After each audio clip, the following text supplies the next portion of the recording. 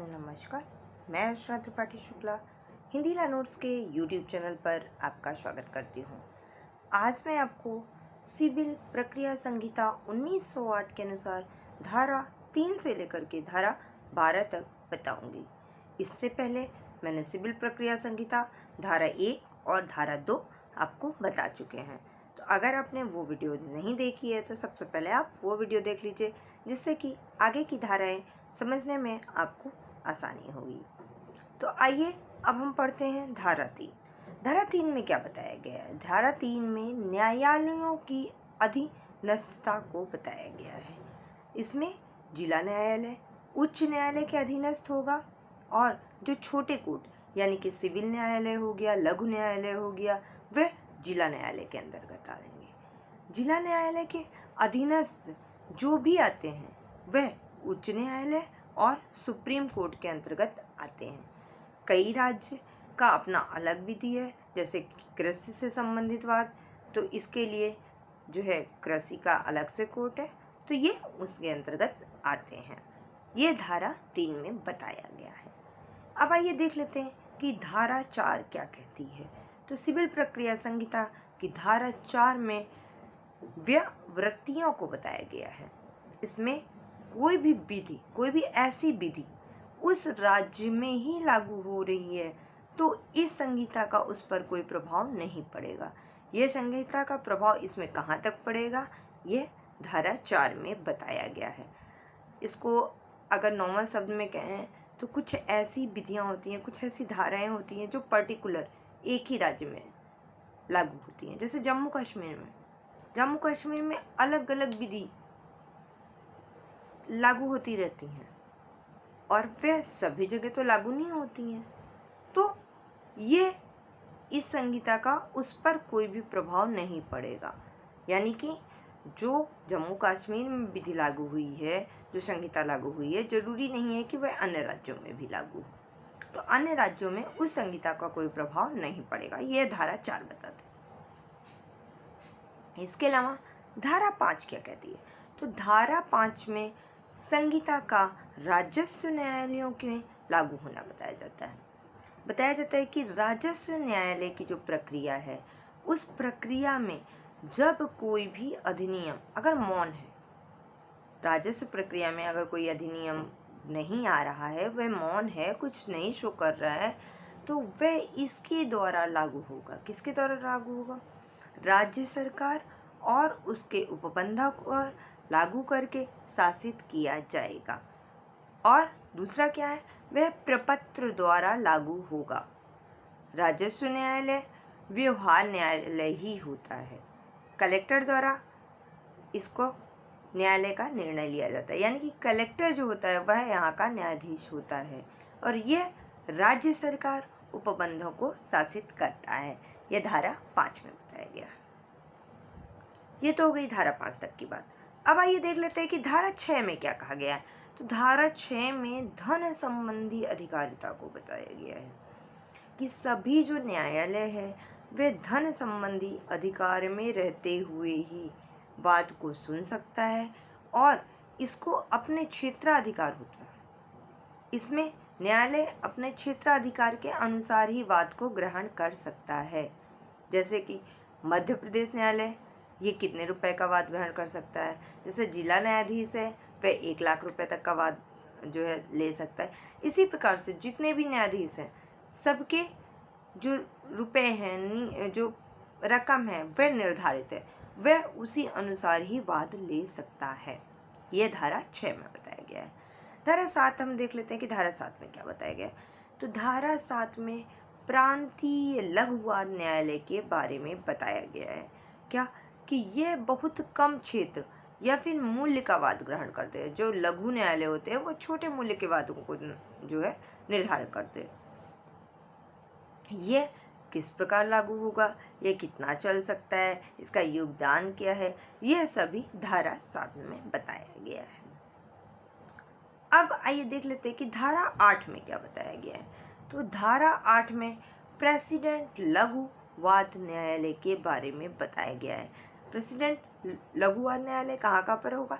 इसमें कलकत्ता आ जाएगा, आपका मुंबई आ जाएगा, मद्रास आ जाएगा, तथा इसमें सिविल की धाराएं आएंगी, जो कि सिविल के अंतर्गत 1842 के अंतर्गत इसमें धारा आपका 24 आ जाएगा, धारा 41 आ जाएगा, ये सब लगती हैं। इसके अलावा 75A, 75B, 75C, 76, 78, 157, 158 और प्रेसिडेंट की धारा 15 भी लगाई जाती हैं। ये धाराएं आपका 108 के अंतर्गत बताई गई हैं। अब आइए लेते हैं कि धारा 9 क्या कहती है। सिविल प्रक्रिया संहिता। सिविल प्रक्रिया संहिता की धारा 9 ये न्यायालय की अधिकारिता और पूर्ववाद को बताती है। इसमें न्यायालय की अधिकारिता को 4 प्रकार से बताया गया है। क्या?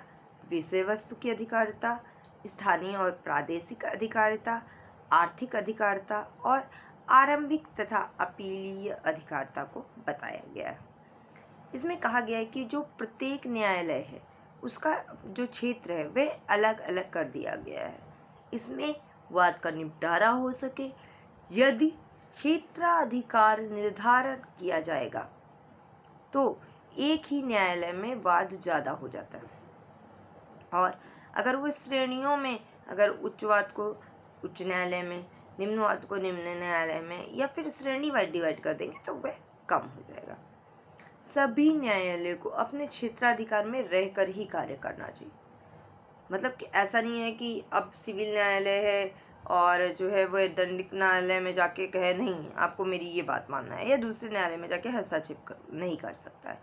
यदि कोई सिविल वाद नहीं है तो न्यायालय को बता देना होगा कि भाई ये सिविल वाद नहीं है। अगर यदि वह नहीं बोला है तो ऐसा माना जाएगा कि हाँ ये सिविल वाद ही है, तभी जो है सिविल न्यायालय में ये चीज़ लिया गया है।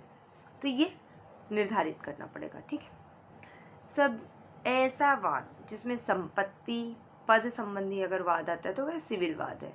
यदि धार्मिक या पद से संबंधित है, उसमें पैसा जरूरी नहीं है, तो यह सिविल वाद हो सकता है। यह क्षेत्राधिकार से संबंधित होता है, न्यायालय के वाद के ग्रहण से होता है कि कौन सा वाद आप सिविल न्यायालय में लेंगे या फिर नहीं लेंगे। कुछ ऐसे भी चीज़ें होती है जो कि सिविल न्यायालय में आप ले भी सकते हो और आप उसको मना भी कर सकते हो। तो ये उस न्यायालय पर डिपेंड करेगा कि आप किसका निर्णय आप कर पाएंगे, किसका निर्णय आप नहीं कर पाएंगे।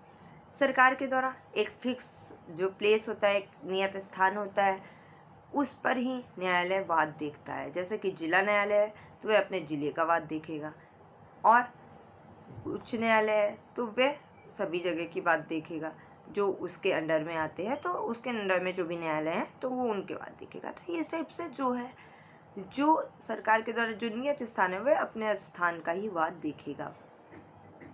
इसके अलावा सिविल और आपराधिक संबंध का अधिकार वह सिविल देखेगा, दांडिक दीवानी का वह दीवानी न्यायालय देखेगा। इसी प्रकार से वस्तु की प्रकृति क्या है, व्यवहार के मामले क्या हैं, ये सिविल अंतर्गत के आएंगे कि नहीं आएंगे, वाद की विषय वस्तु कैसे निर्धारित की सकती, इसमें वाद का सार क्या है, व्यवहार की प्रकृति क्या है, ये इस पर निर्भर करता है कि ये वाद कौन सा है, सिविल वाद है या फिर नहीं। फिर इसमें अपना अधिकार अर्जित करने के लिए जो वाद लाया जाएगा यह सिविल वाद होगा, और इसमें हम आपको दंड दिलाना है तो वह दांडिक प्रकृति का वाद होगा।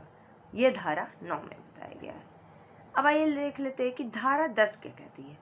तो सिविल प्रक्रिया संहिता की धारा 10 कहती है कि विचाराधीन न्याय क्या होगा। ऐसा वाद जो कि न्यायालय में पहले से ही चला आ रहा है, जो पहले से विचाराधीन है, उसी पक्ष में उसी प्रश्न का यदि कोई दूसरा उस वाद को लाता है तो वह वाद वहीं रोक दिया जाएगा, और पहले से वाद जो दाखिल वाद है उस पर सुनवाई हो जाएगी।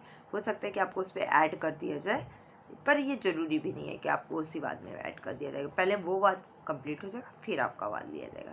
जैसे कि एक उदाहरण दे देते हैं, का के खिलाफ खा ने एक वाद दायर किया और पुनः उसी वाद को आप फिर से दायर नहीं कर सकते हैं, और अगर करते हैं तो पहले वाद की सुनवाई को यह कह के रद्द कर दिया जाएगा कि भाई आपने अलग निर्णय में एक वाद दायर कर दिया है तो इसमें सामंजस्य नहीं बैठ पाएगा। तो आपने पहले एक केस का जो है वो भी सुना होगा कि जब तक न्यायालय में उसी विषय वस्तु से रिलेटेड एक वाद चल रहा होता है तो दूसरा वाद उस विषय वस्तु से रिलेटेड नहीं लेते। तो उसमें यह देखना पड़ता है क्या कि वाद के तत्व क्या क्या है। वाद एक ही व्यक्ति द्वारा तो नहीं लाया गया है, वाद पहले से न्यायालय में दायर किया गया है, वाद को सुनने के लिए न्यायालय सक्षम है या नहीं है, दोनों पक्ष होने चाहिए।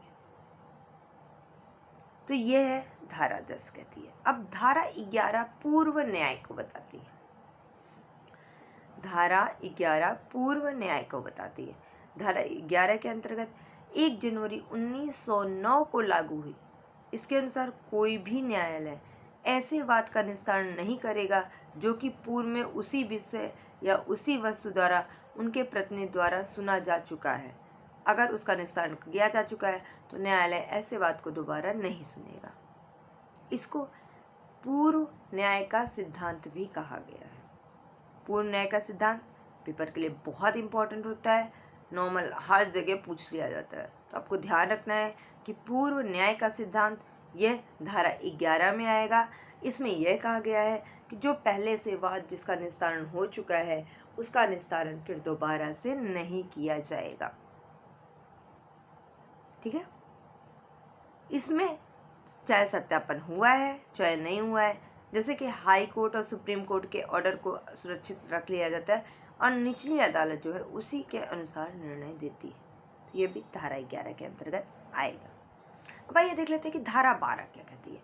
तो धारा 12 ये अतिरिक्त वाद का वर्णन कैसे होगा वह बताती है। इसमें वाद जो पहले से जिसका निर्णय हो चुका है फिर से उससे संबंधित वाद को दोबारा नहीं दायर कर सकते हैं। इसमें यदि एक वाद किसी न्यायालय में चल रहा है तो दोबारा उसी वाद को या उससे संबंधित वाद को किसी अन्य या फिर उसी न्यायालय में दोबारा नहीं लाया जा सकता। जैसे पहले वाले में क्या था, पहले वाले में उससे संबंधित वाद नहीं ला सकता, दूसरे न्यायालय में के बारे में नहीं बता। इसमें क्या कह रहा है कि उस न्यायालय में तो हाँ ठीक है नहीं ला सकते हो, लेकिन दूसरे न्यायालय में भी नहीं ले जा सकते हो। यानी निचली अदालत में आपका वाद चल रहा था, आपने कहा चलो निचली अदालत से मुझे कोई रिस्पॉन्स नहीं मिल रहा है, मैं उच्च अदालत में जाता हूँ। नहीं, जब तक वहाँ का वाद डिसाइड नहीं हो जाता है, आप उसके डिक्री से संतुष्ट हैं या नहीं है, जजमेंट नहीं आ जाता, तब तक आप उच्च न्यायालय में नहीं जा सकते या फिर किसी भी न्यायालय में नहीं जा सकते। उदाहरण के लिए देख लेते हैं, यदि वा में का खा गा इन तीनों की प्रॉपर्टी को ले ली है और अब सबने मिलकर के वा के खिलाफ एक वाद दायर कर दिया है, फिर क्या हुआ, जा जो है वह अलग से उस पर वाद दायर नहीं कर सकता। जाने अभी वाद नहीं दायर किया है या जाने साथ में किया भी है, अब वो सोच रहा है कि हम अलग से वाद उस पर दायर कर दे, नहीं, वो नहीं कर सकता है। उसको का खा गा के साथ ही उसको वाद दायर करना पड़ेगा। ये धारा 12 में बताया गया है। तो आज के वीडियो के लिए बस इतना ही। अगर आपको हमारी वीडियो पसंद आई हो तो प्लीज़ लाइक करें, शेयर करें, सब्सक्राइब करें और बेल आइकन दबाना ना भूलें, जिससे कि जो भी आगे की हमारी वीडियोज़ आएंगी वह आपको लगातार मिलती रहेंगी। धन्यवाद।